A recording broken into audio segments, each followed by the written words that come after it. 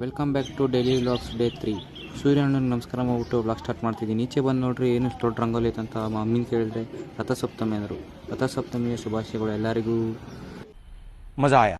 Ready ಆಗಿಬಿಟ್ಟು ಗಾಡಿ start ಮಾಡಿಕೊಂಡು ಕಾಲೇಜ್ ಕಡೆ ಹೋಗೋಣ ಅಂತ ಹೋಗ್ತಿದ್ದೆ. ಅಷ್ಟರಲ್ಲಿ ಗಗನ್ ಫೋನ್ ಮಾಡ್ಬಿಟ್ಟು ಇವತ್ತು ಕಾಲೇಜ್ ಇಲ್ಲ ಅಂತ ಬೇರೆ ಕಾಲೇಜ್ ಕರ್ಕೊಯ್ತಾರಂತ ಪ್ರಿನ್ಸಿಪಲ್ ಹೇಳಿದ್ರು ಅಂತ ಅಂದ.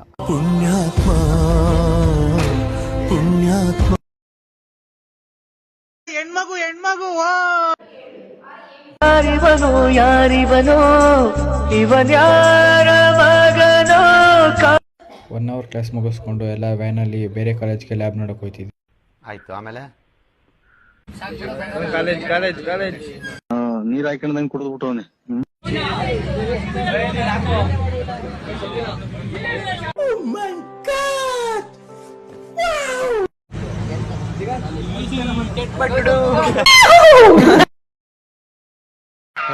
ಈ ಪಿಗರ್ ಎಲ್ಲೋ ನೋಡ್ದಂಗೈತಲ್ಲ, ನಂಗೂ ಹಂಗೆ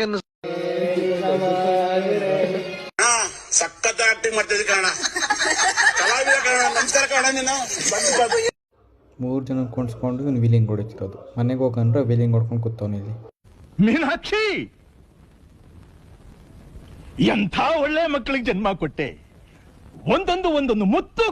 ಕಾಲೇಜ್ ಮುಗಿಸ್ಕೊಂಡು ಮನೆಗೆ ಹೋಗ್ತಿದ್ದೀವಿ. ನಮ್ಮ ಗಗನ್ ಬೇರೆ ರಾವಡಿಟೋ ಥರ ಹಾಕೊಂಡು ರ್ಯಾಪರ್ ಆಗೋಗವನೆ.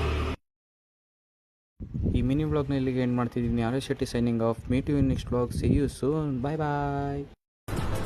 ಅಷ್ಟೇ.